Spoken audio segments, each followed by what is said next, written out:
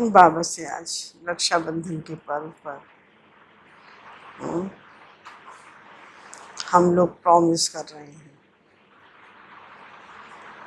आज इस रक्षाबंधन के पावन पर्व पर हम सबका बाबा से प्रॉमिस है।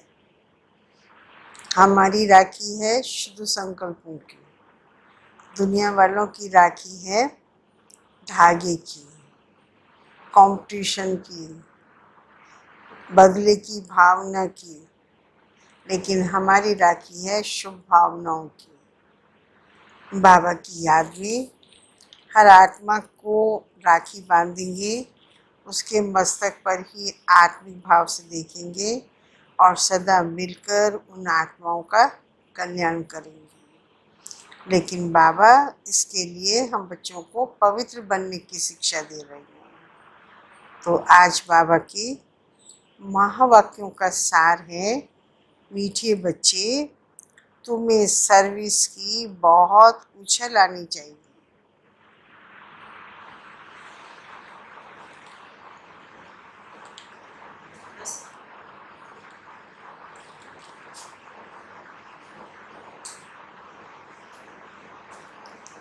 ज्ञान और योग है तो दूसरों को भी सिखाओ।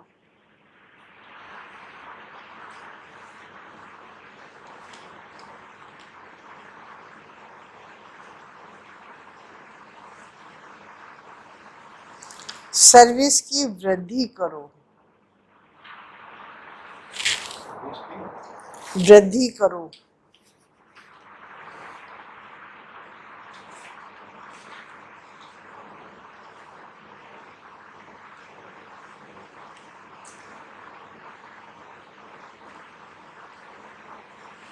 आज बाबा के महावाक्यों से प्रश्न है, सर्विस में उछल न आने का कारण क्या है? किस विघ्न के कारण उछल नहीं आती?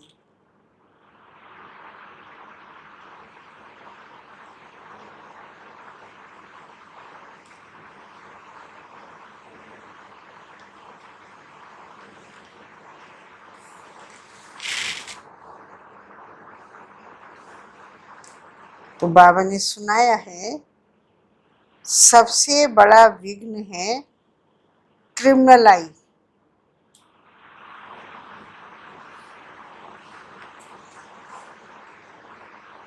यह बीमारी सर्विस में उछल नहीं देती।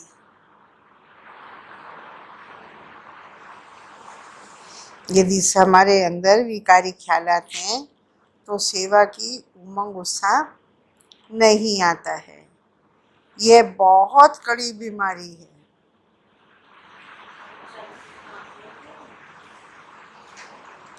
अगर क्रिमिनल आई ठंडी नहीं हुई है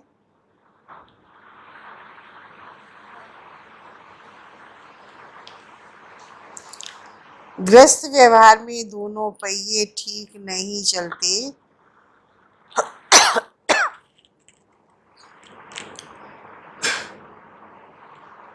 तो गृहस्थी का बोझ हो जाता है। फिर हल्के हो सर्विस में उछल नहीं सकते।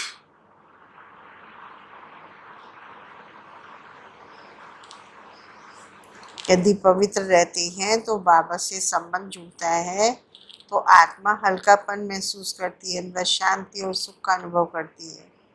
तो दिल चाहता है औरों को भी इस सुख और शांति का अनुभव कराएं। यदि क्रिमिनल दृष्टि है आपस में एक दो के प्रति, तो फिर वो आत्मा के अंदर उमंग उत्साह नहीं बढ़ने देती, क्योंकि बाबा से कनेक्शन जुड़ता ही नहीं है। आत्मा को कोई फीलिंग ही नहीं आती है परमात्मा गुणों की। तो गुणों की फीलिंग ना आने से दूसरों को भी हम इस सुख का, ये शांति का या आनंद का अनुभव कराएं, वो उमंग उत्साह नहीं आता। तो बाबा कह रहे हैं, इसीलिए सेवा में उमंग उत्साह लाने के लिए हमारी दृष्टि, वृत्ति, कृति सब, जैसे कल भी बाबा सुना रहे थे, बहुत बहुत पवित्र होनी चाहिए। शुभ होनी चाहिए। आज बाबा हमें जगा रहे हैं। गीत है, कौन सा होगा जगाने का? जाग सजनिया जाग। ये स्थूल जगाने की बात नहीं है, विकारों में लिप्त आत्मा को सजग करने के लिए ये गीत है। ओम शांति। मीठे मीठे बच्चों ने गीत सुना। बाबा आज उमंग उत्साह दिला रहे हैं। जो इस तरह के भक्ति में गीत हैं तो उन्हें ऐसे ऐसे 2-4 अच्छे गीत हैं, वह सभी के पास होने चाहिए। जैसे ये है, तुम ही हो माता पिता, तुम ही हो, हम उड़ के चले जाएं प्यारे से वतन में, दूर देश का रहने वाला आया देश पर आए। मतलब है भक्ति के, लेकिन उनमें भी ज्ञान है थोड़ा थोड़ा। तो बाबा कहते हैं ऐसे उमंग देने वाले गीत जो भक्ति में हैं, उनको हमें अपने घर पर रखना चाहिए। कौन आ जाया सवेरे सवेरे, इस तरह के गीतों में आता है ना, मुरली की झंकार बजे। तो ये सारे गीत जब हम सुनते हैं तो उमंग उत्साह आता है। तो बाबा कह रहे हैं 2-4 गीत जो ज्ञान से रिलेट हो सकते हैं, उनको हमें अपने घर पर रखना चाहिए, चाहे वो टेप में हो या ग्रामोफोन पर हो। अब यह तो गीत मनुष्यों ने बनाए हैं, ऐसे तो कहेंगे, क्योंकि हमारे तो ज्ञान के गीत है नहीं। लेकिन बाबा ने आगे कहा, ड्रामा अनुसार उनको टच हुआ तब उन्होंने बनाए, ऐसे ही नहीं बनाए हैं। बनाए अज्ञानी मनुष्यों ने हैं। ड्रामा अनुसार उन आत्माओं को टच हुआ है, जो फिर बच्चों के काम में आते हैं ये गीत। ऐसे ऐसे गीत बच्चों को सुनने से नशा चढ़ता है। बच्चों को तो नशा चढ़ा रहना चाहिए। अभी हम नई राजाई स्थापन कर रहे हैं, रावण से ले रहे हैं। जैसे कोई लड़ते हैं तो ख्याल रहता है ना, इनकी राजाई हप कर ले में, इनका गांव हम अपने हाथ में ले लें। अब वह है हद की लड़ाई। आपस में लड़ते हैं तो किसी की जमीन पर, किसी की गांव पर, किसी देश पर अपना कंट्रोल करने के लिए तो वो अटैक करते हैं। जैसे अभी हम चाइना को ही ले लें, हम भारत की उस हिस्से को लेना चाहता है, पाकिस्तान को ले लें, तो सब एक दूसरे के ऊपर तुले हुए हैं। ज़मीन लेने के लिए कितना लड़ाई झगड़ा मार काट होती है। तो लेकिन हमारी कोई स्थूल लड़ाई नहीं है, हद की लड़ाई नहीं है, हमारी लड़ाई है माया से, जिसका सिवाय तुम ब्राह्मणों के और किसी को पता ही नहीं है। सारे विश्व पर हमारा राज्य था, सुख, संपूर्ण सुख शांति थी।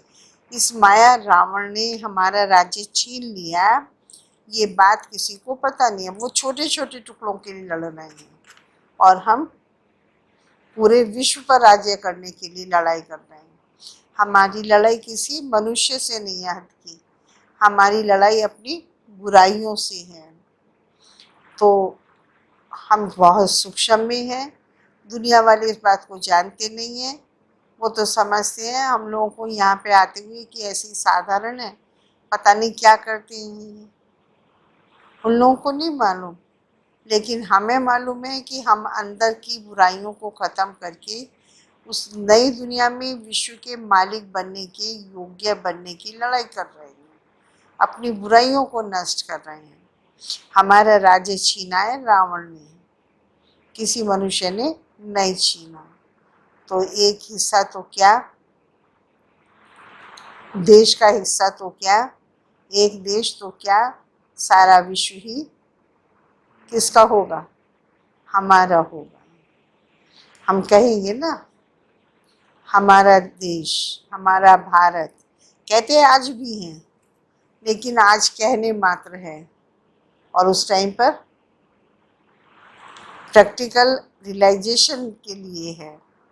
तो अभी हमारी लड़ाई किसी स्थूल से नहीं है। इस लड़ाई का सिर्फ ब्राह्मणों के सिवाय और किसी को पता ही नहीं है। तुम जानते हो, बाबा पूछ रहे हैं मैं नशा चढ़ाने के लिए, तो हमको इस विश्व पर गुप्त रीति राज्य स्थापन करना है अपना। कैसा वंडरफुल हम अटैक करते हैं। हमें सारे विश्व पर फिर से अपना राज्य स्थापन करना है अथवा बाप से वर्षा लेना है। इसको वास्तव में बाबा कह रहे हैं लड़ाई भी नहीं कहना चाहिए। अब वैसे तो बाबा कई बार कहता है लड़ाई कहो, लेकिन आज कह रहे हैं इसको लड़ाई भी नहीं कहना चाहिए। फिर क्या कहना चाहिए? क्या कहें इसको?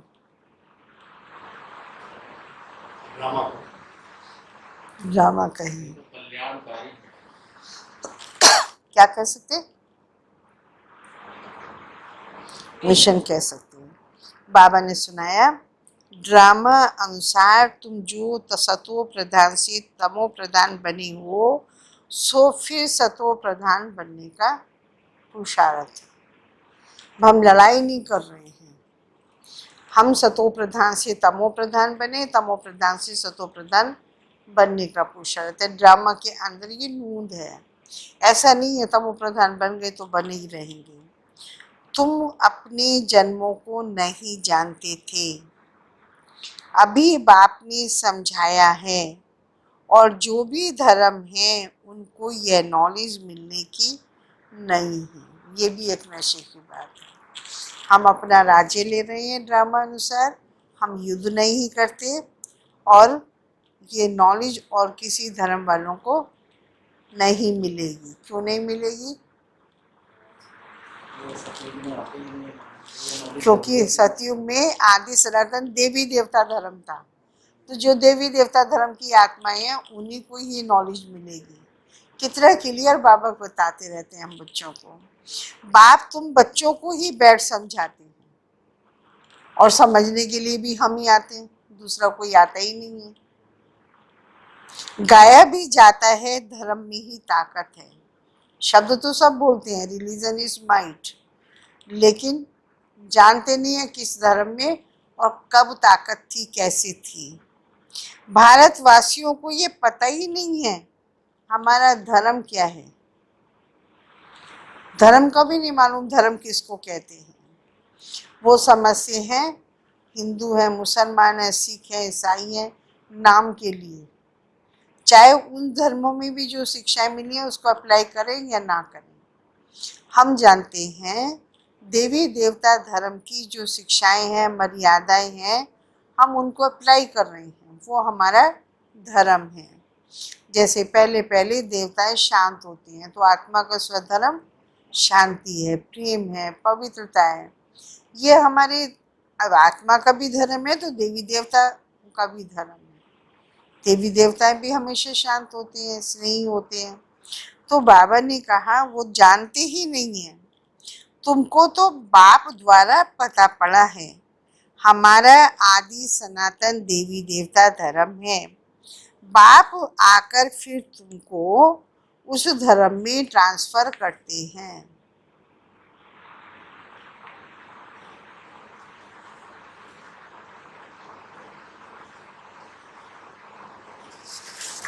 तो हमारा धर्म कितना सुख देने वाला है। तुमको कोई से लड़ाई आदि नहीं करनी है, तुमको तो अपने स्वधर्म में टिकना है और बाप को याद करना है। तो हमारी लड़ाई नहीं है, हमारा है सतो प्रधान, ग्रामानुसार सतो प्रधान से तमो प्रधान, तमो प्रधान से सतो प्रधान बनने का। फिर दूसरी बात, हमें अपने स्वधर्म में टिकना है और बाप को याद करना है। इसमें भी टाइम लगता है, ऐसे नहीं कि सिर्फ कहने से टिक जाते हैं। अब ये भी बाबा ने क्लियर कर दिया कि मेरा धर्म शांत है मुझ आत्मा का, मुँह से बोल दिया तो हो गए। नहीं, क्या है हमारा धर्म? मुँह से बोलने का नहीं, अंदर में यह स्मृति रहनी चाहिए, उसका हम स्मृति स्वरूप बने। मैं आत्मा शांत स्वरूप हूँ, मुंह से बोलने का नहीं है, लेकिन प्रैक्टिकल करने का है। हम आत्मा अभी तमो प्रधान पतित बनी है। हम आत्मा जब शांति धाम में थी तो पवित्र थी, फिर पार बजाते बजाते तमो प्रधान बनी है। अभी फिर पवित्र बन हमको वापस घर जाना है। बाप से वर्षा लेने के लिए अपने को आत्मा निश्चय कर बाप को याद करना है।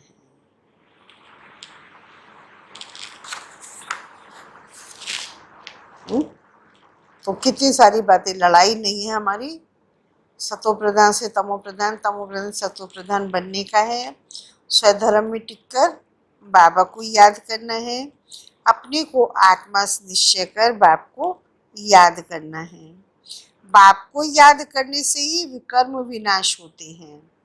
कितना सहज है। याद में हम पवित्र बन फिर शांति धाम में चले जाएंगे।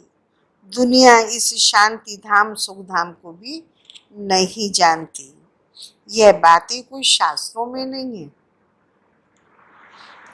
ज्ञान सागर की ही एक गीता है। किसी को पता है इस बातें? वो समझने एक राखी बांधी तो हमारी रक्षा हो जाएगी, लेकिन रक्षा कब होगी? जब हम पवित्र बनेंगे। तो बाबा कह रहे हैं ये ज्ञान की बातें हैं, जिसमें सिर्फ नाम बदल दिया है। सर्व का सदगति दाता, ज्ञान का सागर, उस परम पिता परमात्मा को कहा जाता है। और कोई को ज्ञानवान नहीं कह सकते। जब वह ज्ञान दे तब तुम ज्ञानवान बनो। अभी सब हैं भक्तिवान।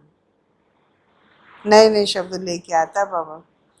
दुनिया में है सब भक्तिवान और बाबा के बच्चे हैं भी ज्ञानवान।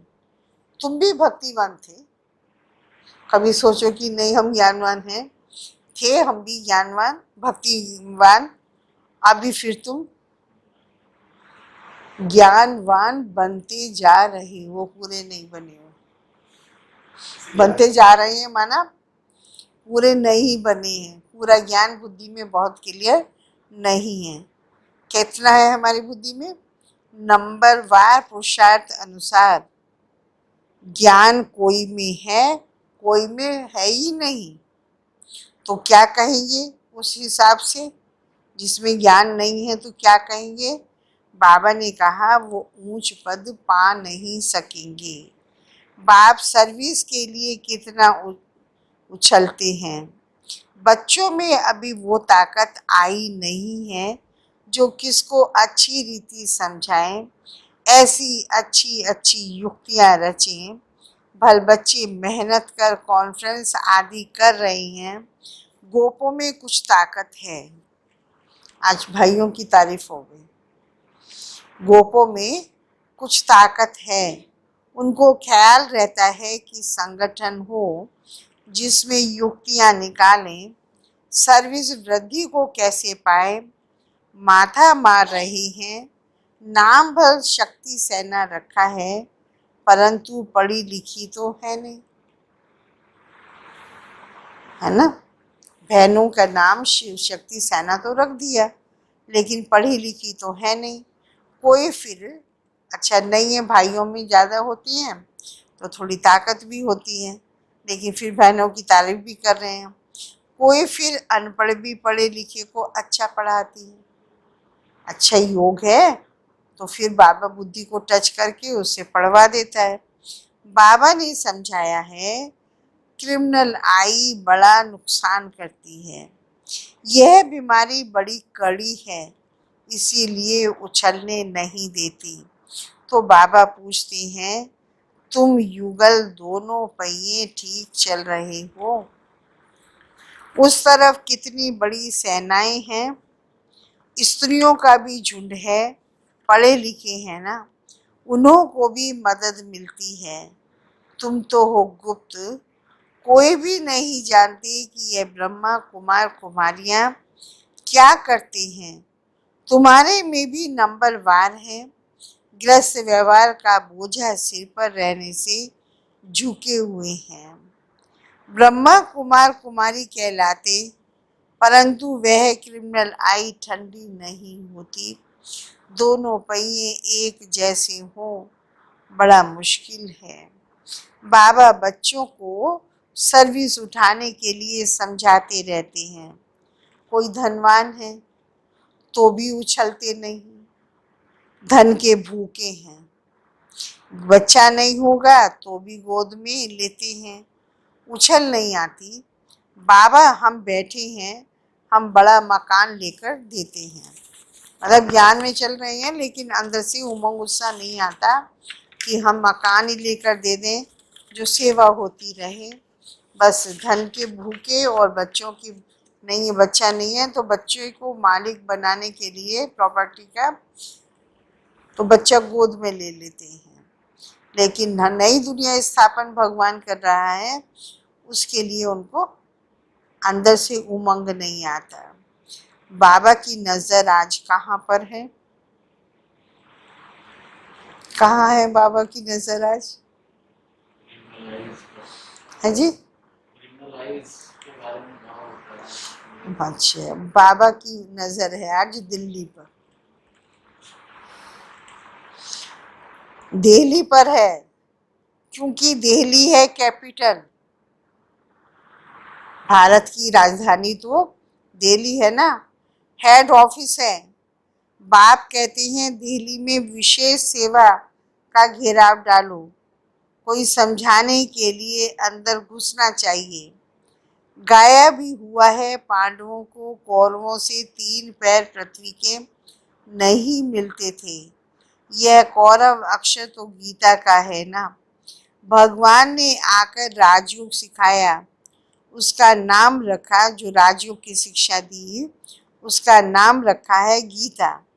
परंतु गीता के भगवान को भूल गए। इसीलिए बाबा घड़ी घड़ी कहते रहते हैं, है मुख्य पॉइंट, कहते रहते हैं कि मुख्य इस पॉइंट को ही उठाना है। गीता का भगवान शिव है, कृष्ण नहीं है। मुख्य इस पॉइंट को उठाना है। शिव बाबा ने जो राजयोग की शिक्षा दी उसका नाम गीता पढ़ा है। आगे बाबा कहते थे बनारस के विद्युत मंडली वालों को उठाओ। बाबा युक्ति तो बहुत बतलाते रहते हैं, फिर अच्छी रीति कोशिश करनी है। बाप बार बार समझाते रहते हैं, नंबर 1 दिल्ली में युक्ति रचो। संगठन में भी यह विचार करो। मूल बात है कि बड़ा मेला आदि दिल्ली में कैसे करें। वो लोग तो दिल्ली में बहुत ही भूख हड़ताल आदि करते हैं, तुम तो ऐसा कोई काम नहीं करते हो। लड़ना झगड़ना कुछ भी नहीं है, तुम तो सिर्फ सोए हुए को जगाते हो। दिल्ली वालों को ही मेहनत करनी है। तुम तो जानते हो हम तो ब्रह्मांड के भी मालिक, फिर कल्प पहले माफिक सृष्टि के भी मालिक बनेंगे। ब्रह्मांड के भी मालिक, क्योंकि वहाँ के रहने वाले हैं। बाप ब्रह्मांड का मालिक है, तो उसके बच्चे भी हम मालिक तो बनेंगे बनेंगे बच्चे होने के कारण। तो फिर सतयुगी सृष्टि के भी मालिक बनते हैं। ये पक्का है जरूर, दोनों के मालिक, डबल मालिक को। विश्व का मालिक बनना ही है।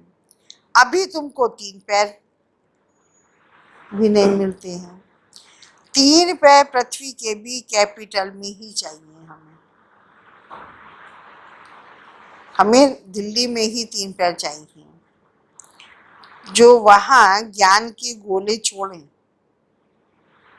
ऐसे भी जो जब अटैक करते हैं दूसरे देश वाले, तो कोशिश करते हैं राजधानी में ज़्यादा अटैक करने का, क्योंकि मेन फोर्स वही मेन राजनीतिक नेताएं दिल्ली में ही होते हैं। तो बीज पर निगाह रहती है, दिल्ली खत्म तो सब कुछ खत्म। तो बाबा कह रहे हैं हमारी भी नज़र कहाँ रहनी चाहिए?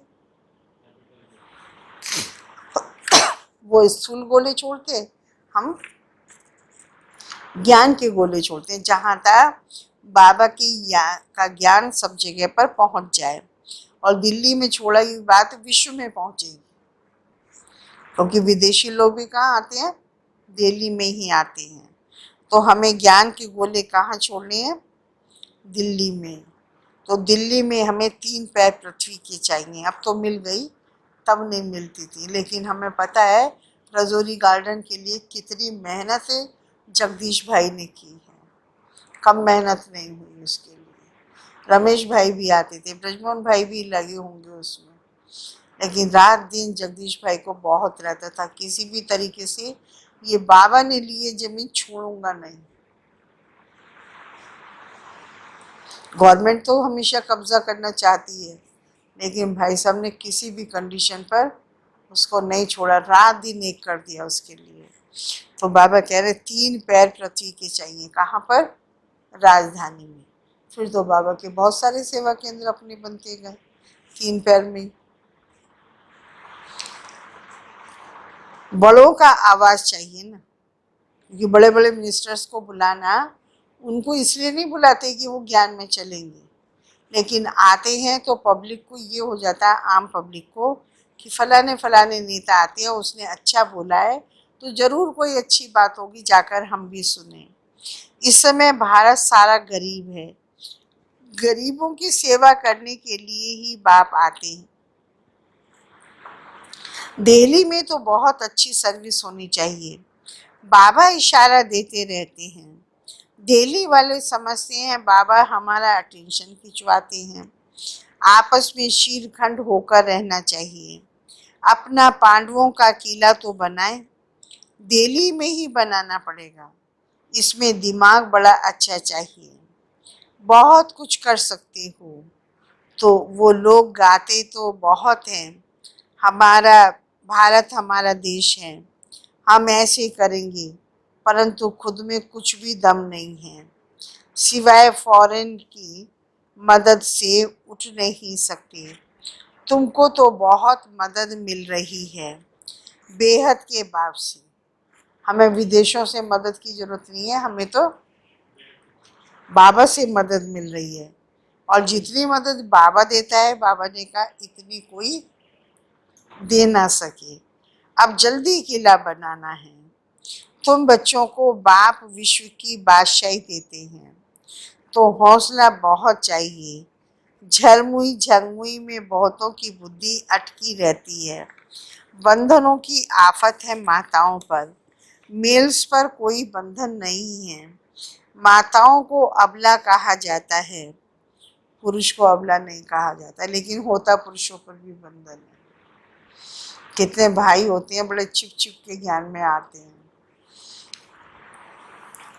पुरुष शादी करते हैं तो उनको बल दिया जाता है, क्या बल देते हैं जब शादी करते हैं तो पुरुष लोग, कौन सा बल दिया जाता है? जब शादी होती है तो उन्हें बल दिया जाता है, कौन सा बल? नहीं याद आ रहा, बाबा याद दिला रहे हैं। जब शादी होती है तो स्त्री को कहा जाता है कि तुम्हारा पति ही गुरु है, ईश्वर है, सब कुछ तुम्हारा यही है, तो उसका अभिमान तो बढ़ेगा ना, बल। तो बाबा कह रहे हैं पुरुष शादी करते तो उनको बल दिया जाता है, तुम ही गुरु ईश्वर सब कुछ हो। तो स्त्री तो जैसे पूंछ है, जहाँ चाहे मर्जी ले जाए, जो चाहे कराए। पिछाड़ी में लटकने वाली तो सचमुच पूंछ होकर ही लटक पड़ती है। पति में मोह, बच्चों में मोह, पुरुषों में मोह, इतना मोह, पुरुषों को इतना मोह नहीं रहता जितना स्त्री में होता है। उनको, उनकी तो एक जूती गई तो दूसरी ले ली, मानो दूसरी शादी कर लेंगे, पत्नी मर गई छोड़ दी तो आदत पड़ गई है। बाबा समझाते रहते हैं ये अखबार में डालो, बच्चों को बाप का शो करना है, यह समझाना तुम्हारा काम है। बाबा के साथ तो दादा भी हैं, तो जा यह जा नहीं सकते, कहेंगे शिव बाबा यह बताओ, यह हमारे ऊपर आफतें आई हैं, इसमें आप राय दो। ऐसी ऐसी बातें पूछते हैं। बाप तो आए हैं पतितों को पावन बनाने, बाप कहते हैं तुम बच्चों को सब नॉलेज मिलती है, कोशिश कर आपस में मिलकर राय करो। तुम बच्चों को अभी विहंग मार्ग की सेवा का तमाशा दिखाना चाहिए। चीटी मार्ग की सर्विस तो चलती आ रही है, लेकिन ऐसा तमाशा दिखाओ जो बहुतों का कल्याण हो जाए। बाबा ने यह कल्प पहले भी समझाया था, अब भी समझाते हैं। बहुतों की बुद्धि कहाँ न कहाँ फंसी हुई है। उमंग ही नहीं आता, झट देह अभिमान आ जाता है। देह अभिमान ने ही सत्यानाश की है। अब बाप सत्या ऊंच करने की कितनी सहज बात बताते हैं। बाप को याद करो तो शक्ति आए, नहीं तो शक्ति आती नहीं। भल सेंटर संभालते हैं, परंतु नशा नहीं, क्योंकि देह अभिमान है। देही अभिमानी बने तो नशा चढ़े। हम किस बाप के बच्चे हैं? बाप कहते हैं जितना तुम देही अभिमानी होंगे उतना बल आएगा। आधा आधा कल्प का देह अभिमान का नशा है, तो देही अभिमानी बनने में बड़ी मेहनत लगती है। ऐसे नहीं कि बाबा ज्ञान का सागर है, हमने भी ज्ञान उठाया है, बहुतों को समझाते हैं, परंतु ये तो नशा है। हम बाबा ज्ञान के सागर हैं तो हमारे अंदर भी ज्ञान है, हम बहुतों को समझाते हैं, परंतु कमी क्या है? याद का जौहर नहीं है। तो याद की शक्ति हो तो किसी पर हमारे दो शब्दों का प्रभाव हो जाए। ज्ञान की तलवार है, लेकिन याद का धार नहीं है। याद की फिर यात्रा भी होती है, दोनों अलग अलग चीज हैं। ज्ञान में याद की यात्रा का जौहर चाहिए, वह नहीं तो काठ की तलवार हो जाती है।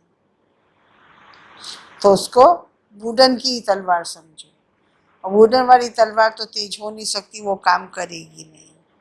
सिख लोग तलवार का कितना मान रखते हैं। वह तो हिंसक थी जिससे लड़ाई की। वास्तव में गुरु लोग लड़ाई थोड़ी कर सकते हैं। गुरु तो अहिंसक चाहिए ना। लड़ाई में थोड़ी सदगति होती है। तुम्हारी तो योग की बात है। याद के बल बगैर ज्ञान तलवार काम नहीं करेगी। क्रिमिनल आई बड़ा नुकसान करने वाली है। आत्मा कानों से सुनती है। बाप कहते हैं तुम याद में मस्त रहो तो सर्विस बढ़ती जाएगी। कभी कभी कहते हैं बाबा संबंधी सुनते नहीं हैं। बाबा कहते हैं याद की यात्रा में कच्चे हो, इसीलिए ज्ञान तलवार काम नहीं करती। याद की मेहनत करो, यह है गुप्त मेहनत। मुरली चलाना तो प्रत्यक्ष है, याद की गुप्त मेहनत है जिससे शक्ति मिलती है। ज्ञान से शक्ति नहीं मिलती। तुम पतित से पावन याद के बल से बनते हो। कमाई का ही पुरुषार्थ करना है। बच्चों को याद जब एक रस रहती है, अवस्था अच्छी है, तो बहुत खुशी रहती है। और जब याद ठीक नहीं, किसी बात में गुटखा खाते तो खुशी गायब हो जाती। क्या स्टूडेंट को टीचर याद नहीं पड़ता होगा? यहाँ तो घर में रहते सब कुछ करते, टीचर को याद करना है। इस टीचर से तो बहुत बहुत ऊंच पद मिलता है। ग्रस्त व्यवहार में भी रहना है। टीचर की याद रहे तो भी बाप और गुरु याद आएगा। कितने प्रकार से समझाते रहते हैं, परंतु घर में फिर धन दौलत बाल बच्चे आदि देख क्या होता है? बाबा तो बहुत समझाता रहता है, कितने तरह से अलग अलग पॉइंट देता है, लेकिन घर में धन दौलत बाल बच्चे देखकर क्या होता है? बाबा और ज्ञान सारा भूल जाता है। समझाते तो बहुत हैं, तुमको रूहानी सर्विस करनी है। बाप की याद ही है ऊंच से ऊंच सेवा। मनसा वाचा कर्मणा बुद्धि में बाप की याद रहे। मुख से भी ज्ञान की बातें सुनाओ, किसको दुख नहीं देना है, कोई अकर्तव्य नहीं करना है। पहली बात, अलफ ना समझने से और कुछ भी समझेंगे नहीं। पहले अलफ पक्का कराओ, तब तक आगे बढ़ना नहीं चाहिए। शिव बाबा राजयोग सिखलाकर विश्व का मालिक बनाते हैं। इस छीछी दुनिया में माया का शो बहुत है। कितना फैशन हो गया है। छीछी दुनिया से नफरत आनी चाहिए। एक बाप को याद करने से तुमको तुम्हारे विक्रम विनाश होंगे, पवित्र बन जाएंगे। टाइम वेस्ट नहीं करो, अच्छी रीति धारणा करो। माया दुश्मन बहुतों का अकल चट कर देती है। कमांडर गफलत करते हैं तो उनको डिसमिस भी करते हैं। यदि गफलत करेंगे कमांडर तो उनको वहां से मतलब हटा दिया जाएगा, डिसमिस भी करेंगे। खुद कमांडर को भी लज्जा आती है, फिर रिजाइन की भी कर देते। यहाँ भी ऐसी है। अच्छे अच्छे कमांडर्स कभी फांव हो जाते हैं। अच्छा, मीठे मीठे सिक्की लदे बच्चों प्रति माता पिता बाप दादा का याद प्यार। गुड मॉर्निंग रूहानी बाप की रूहानी बच्चों को नमस्ते। हम रूहानी बच्चों की रूहानी बाप को नमस्ते नमस्ते नमस्ते। आज बाबा ने कहा ना, सबसे पहले शिव बाबा का परिचय देना चाहिए, उसके आगे नहीं बढ़ना चाहिए। जानकी दादी इस बात में बहुत पक्के थे। जो मैनेजमेंट कोर्स वगैरह होता है ना, उसके ऊपर एक दिन सुना रही थी। कहती हैं क्या क्या क्वेश्चन है, ये फलाना ढिमका। अरे एक आत्मा को समझाओ, आत्मा नहीं समझा तो बाप को नहीं समझ सकता। बाप को समझाओ, बाकी सारा ज्ञान फालतू है। दादी तो बड़े फोर्स से भरी क्लास में बोल रहे थे। बैठे होंगे बाबा के टाइम पर 25-30 हजार। दादी को तो बहुत ही नशा था, और वो मेरे ख्याल से कभी उन्होंने तो कोई इस तरह के कोर्स कराए नहीं जैसे आज निकले हैं। और बाबा दादी के हाथ का तीर, मुख का तीर लगता था, है ना। अपना जो ये आता है ना, क्या नाम है इसका, शिवानी के साथ बैठता है भाई, उसको तो दादी ने ज्ञान में चलाया, उसने तो खुद सुनाया अपना अनुभव, है ना। उसने तो खुद ही सुनाया है ज्ञान कि मुझे दादी ने और ट्रेन में दिया है, और प्यार की डांट से दिया है। ऐसे भी नहीं मुठ्ठा तू नहीं सुनेगा, खा नहीं रहा था, कहा प्रसाद को त्यागता है तू, मैं तेरी दादी नहीं हूँ। उसको भोग खिला दिया, भोग खाने के बाद बुद्धि में परिवर्तन आया, तो वो मानता है कि मुझे दादी ने ही ज्ञान सुनाया। उसका भी कभी अनुभव सुना तो यूट्यूब में भी है।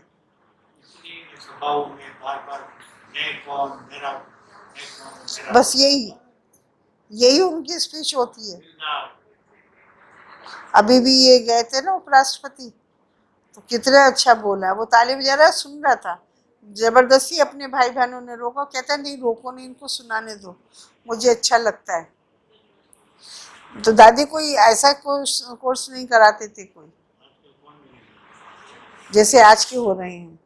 दादी तो एक ही कोर्स, आत्मा को पहचानो, शिव बाबा को पहचानो, और गुणों से क्या वर्षा मिलता है, वो क्या हमें अपनी सुधार करना है, बस उसको याद करके, और कुछ नहीं। तो दादी की यादें भी अपनी काम करती हैं। आज धारणा के लिए सार है, याद की गुप्त मेहनत करनी है।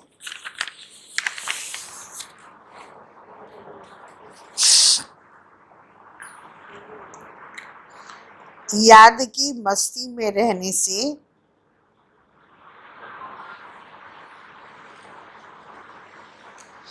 सर्विस स्वतः बढ़ती रहेगी। स्वतः मतलब अपने आप ही बढ़ती रहेगी। मनसा वाचा कर्मणा याद में रहने का पुरुषार्थ करना है।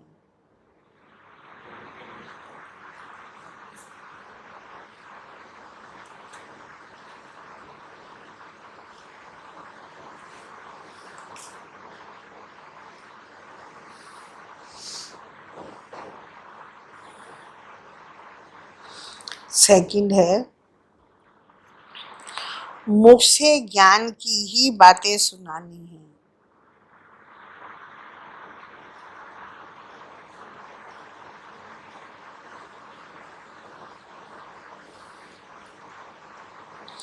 किसको दुख नहीं देना है।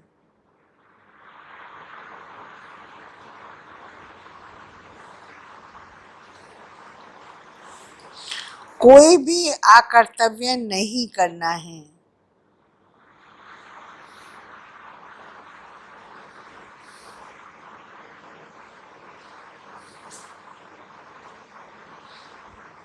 देही अभिमानी बनने की मेहनत करनी है।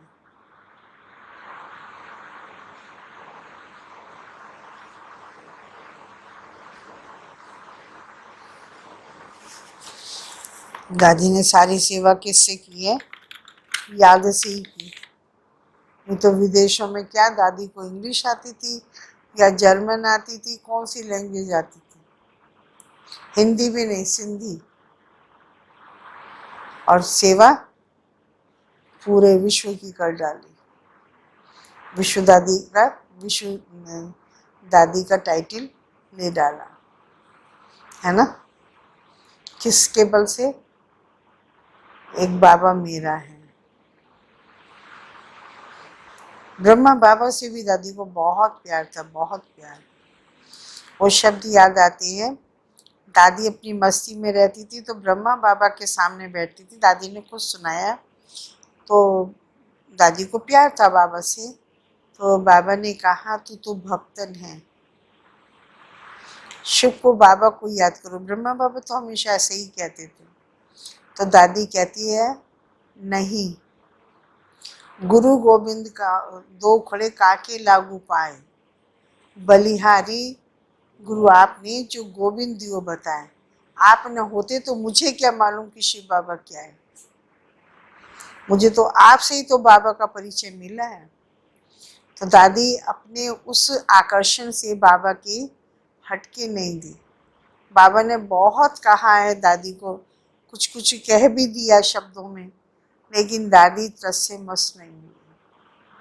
और ये सारे दादियों को नशा था, बहुत ज्यादा रिगार्ड था, बहुत स्नेह था बाबा के प्रति। आज के युग में वो नहीं है, और ना होने से वो शिव बाबा से कनेक्शन जुड़ता नहीं है। मुझे ऐसा महसूस होता है ब्रह्मा बाबा के थ्रू ही शिव बाबा से कनेक्शन हम लोगों का जुड़ता है, नजदीकपन का अनुभव होता है। सचमुच ब्रह्मा बाबा के द्वारा मुख से ज्ञान ना देता तो हमें क्या पता शिव बाबा क्या है। अभी दृष्टि से हमें स्नेह ना देता, शांति या शक्ति के वाइब्रेशन ना देता, तो हमें क्या पता कि शिव बाबा कैसा होता है। तेज तो उसी के चेहरे के द्वारा शिव बाबा का पता चला। मस्तक पर लाइट तो शिव बाबा की दिखाई देती थी उसी के चेहरे पर। बाकी तो सितारा दिखता रहे, हमें क्या मालूम सितारा क्या है। तो दादी के तो बहुत अच्छे अच्छे अनुभव थे। आज वरदान है विजयीपन के नशे द्वारा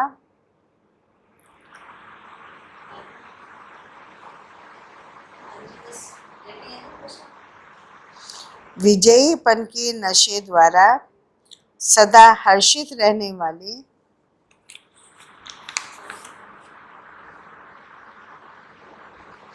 सर्व आकर्षणों से मुक्त भव।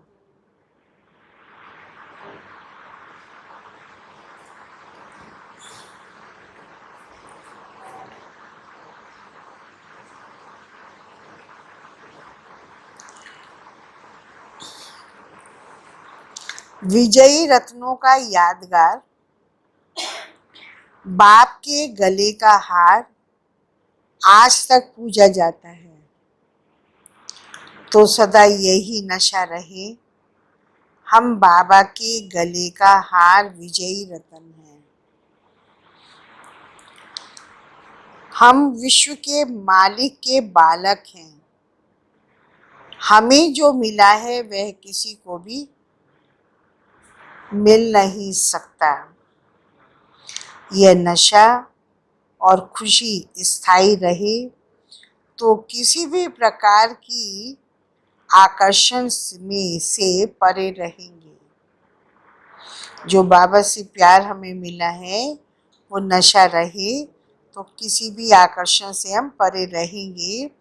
जो सदा विजयी है वो सदा हर्षित है। एक बाप की याद के ही आकर्षण में आकर्षित हैं। स्लोगन है, एक के अंत में खो जाओ, अर्थात एकांतवासी बनना। और एक के अंत में खोना माना बाबा के एक एक गुणों की अंदर ही अंदर रियलाइजेशन करना। तो ये है एकांतवासी बनना। ओम शांति।